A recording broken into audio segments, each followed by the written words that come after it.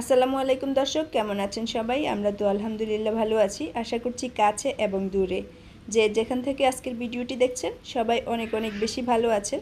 সবার ভালো থাকার প্রত্যাশায় আজকের ভিডিওটি শুরু করছি।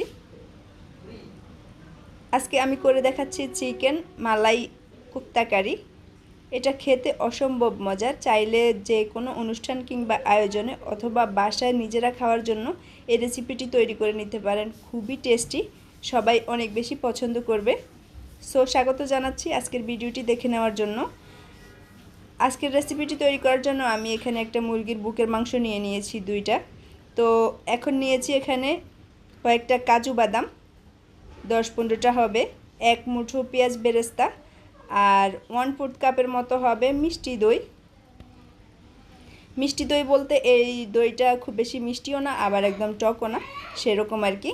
তবে আপনারা চাইলে এখানে টক দইটাও ব্যবহার করতে পারেন। তো এটাকে ব্লেন্ড করে নিয়েছি। এখন যেই চিকেনের বুকের মাংসটা আমি দেখিয়েছি সেটা ছোট করে টুকরো করে কেটে নিয়েছি।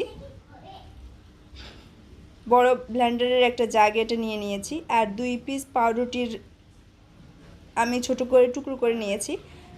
মুরগির মাংসের সাথে সেটাও দিয়ে দিচ্ছি ব্লেন্ডারের জাগে। 3টা কাঁচামরিচ দিয়ে দিয়েছি, এটা একটু পাকা দেখে দিয়েছি, আপনারা চাইলে সবুজটাও দিতে পারেন। কয়েক কোয়া রসুন দিয়ে দিয়েছি, দেশি রসুনের 5-6টা কোয়া হবে। 1 ইঞ্চি আদা আমি টুকরো করে কেটে দিয়ে দিয়েছি। 1 চা চামচ দিয়েছি জিরা গুঁড়া আর 1 চা চামচ দিয়েছি ধনিয়ার গুঁড়া। 1 চা চামচ দিয়েছি হলুদ গুঁড়া আর 1 চা চামচ দিয়েছি আমি এখানে লাল মরিচের গুঁড়া। আমি এখানে 2 রকমের মরিচ ব্যবহার করেছি। গরম মশলার গুঁড়া দিয়ে দিয়েছি আমি এখানে 1.5 চা চামচ। স্বাদ মতো দিয়ে দিচ্ছি লবণ। তো সব কিছুকে ব্লেন্ড করে নিয়েছি। দেখতেই পাচ্ছেন ব্লেন্ড করার পর এটা কেমন হয়েছে। একটুখানি ঘি মেখে নিয়েছি আমি, যেন হাতে লেগে না যায় বা এটাকে তৈরি করে নিতে সুবিধা হয় সেজন্য। তবে আপনারা চাইলে এটাকে ব্লেন্ড করার সময় দিয়ে দিতে পারেন। সব কিছুকে একটু ভালো মতো মেখে নিয়েছি। এখন আমি এটাকে গোল গোল বলের মতো শেপ করে নেব।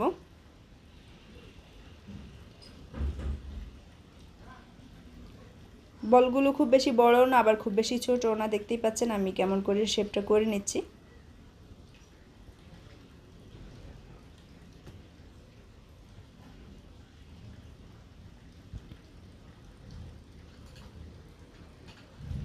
তো এভাবে আমি সবগুলো বল তৈরি করে নিয়েছি। বলগুলো খুবই মসৃণ করে তৈরি করে নিতে হবে। এখানে আমার 17 থেকে 18টার মতো বল হয়েছে। চুলায় আমি একটা কড়াই বসিয়ে নিয়েছি আর এর মধ্যে একটু তেল দিয়ে দিয়েছি, 1/4 কাপের মতো হবে। আর এখন একটা একটা করে বলগুলো ছেড়ে দিয়েছি। এই বলগুলোকে চাইলে আপনারা ডুবো তেলে ভেজে নিতে পারেন, তবে আমি এটাকে শ্যাডো ফ্রাই করে নেব যাতে করে রান্নার সময় এটা খুলে না যায়। দেখতে পাচ্ছেন আমি সবগুলো বল এক এক করে ফ্রাই করে নিয়েছি। তো সবগুলোকে এখন ফ্রাই করা শেষ। চুলায় একটা প্যান বসিয়ে এর মধ্যে আমি 1/4 কাপ তেল দিয়ে দিয়েছি, রান্নার তেল দিয়েছি, 2টা শুকনো মরিচ আর 1 চা চামচ দিয়েছি আস্ত জিরা, তেজপাতা দিয়েছি একটা মাঝখান থেকে ছিঁড়ে, একটা কালো এলাচ দিয়েছি, 4টা দিয়েছি সবুজ এলাচ, এক টুকরো দারচিনি দিয়েছি। আর চুলাটা জ্বালানো অবস্থায় ছিল। 30 সেকেন্ডের মতো নেড়েচেড়ে এটাকে ভুনে নেব। খুব সুন্দর একটা ফ্লেভার বের হলে দিয়ে দিচ্ছি আমি এখানে 1/2 কাপের মতো পেঁয়াজ কুচি।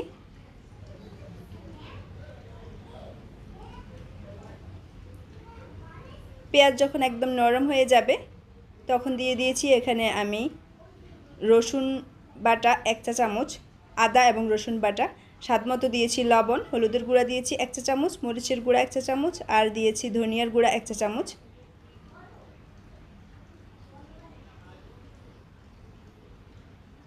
তো সব কিছুকে আবারও 30 সেকেন্ডের মতো ভুনে নিয়ে এখন দিয়ে দিচ্ছি আমি বাদাম আর টক দই, পেঁয়াজ বেরেস্তা যে ব্লেন্ড করে একটা মিশ্রণ তৈরি করে রেখেছিলাম সেটা।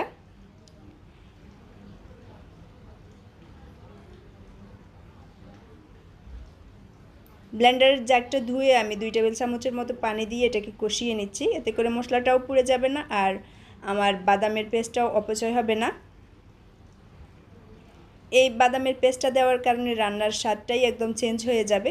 তো আরও 2 টেবিল চামচের মতো পানি দিয়ে দিচ্ছি, যাতে করে কষানোর সময় আমার মশলাটা পুড়ে না যায়। তো চিকেনের বলগুলো আমি দিয়ে দিচ্ছি এখানে।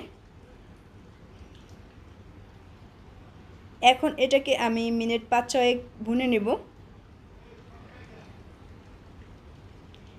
এই অবস্থায় চুলার আঁচটা আমি মিডিয়াম টু লোয়ে রেখেছি, যাতে করে এটা খুব দ্রুত পুড়ে না যায় এবং সময় নিয়ে এটাকে একটু ভুনে নেওয়া যায়। এই মশলাটাকে যতক্ষণ ভুনে নেওয়া যাবে এটার টেস্টটা ততটাই বেড়ে যাবে।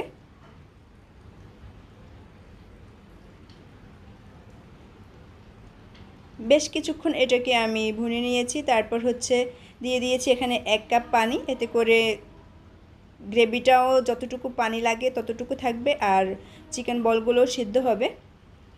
চেক করে দেখেছি কিছুটা লবণের প্রয়োজন, একটু দিয়ে দিয়েছি। এখানে আমার গ্রেভিটা ঘন হয়ে গেছে আর রান্নাটাও অলমোস্ট ডান। তো সেজন্য আমি এখানে 3টা কাঁচামরিচ মাঝখান থেকে অর্ধেক করে দিয়ে দিয়েছি। আর দিয়েছি আমি এখানে গরম মশলার গুঁড়া 1 চা চামচ।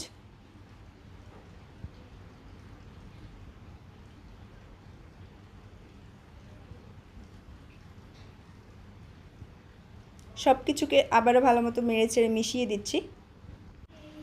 আমি এখানে দুধের সর ব্লেন্ড করে নিয়েছি আর সেটা থেকে দিয়ে দিয়েছি 1/4 কাপ। আপনারা চাইলে দুধের সরটা ব্যবহার করতে পারেন, আবার যদি বাসায় ফ্রেশ ক্রিমটা থাকে সেটাও ব্যবহার করতে পারেন। আর 2টার একটা যে কোনোটা অবশ্যই দিতে হবে এই রান্নায়। দিয়ে দিয়েছি এখানে আমি 2 চা চামচের মতো ঘি। সবশেষে ঘিয়ের ফ্লেভারটা খুবই ভালো লাগে, অবশ্যই এটা দিতে চেষ্টা করবেন। রান্না শেষ, এখন চুলাটা বন্ধ করে দেব আর ধনেপাতা কুচি দিয়ে দিয়েছি। এটা এখন সার্ভের জন্য একদমই রেডি। উপর থেকে দিয়ে দিলাম কিছুটা পেঁয়াজের বেরেস্তা। আরও দিয়ে দিব আমি যে দুধের সরটা ব্লেন্ড করে রেখেছিলাম সেখান থেকে একটু রেখে দিয়েছি সেটা, এতে করে দেখতে আরও বেশি আকর্ষণীয় লাগবে। আজকের মতো এখানে বিদায় নিচ্ছি, আবারও দেখা হবে নতুন কোনো রেসিপিতে। সে পর্যন্ত সবাই ভালো থাকবেন, সুস্থ থাকবেন। আল্লাহ হাফেজ, আসসালামু আলাইকুম।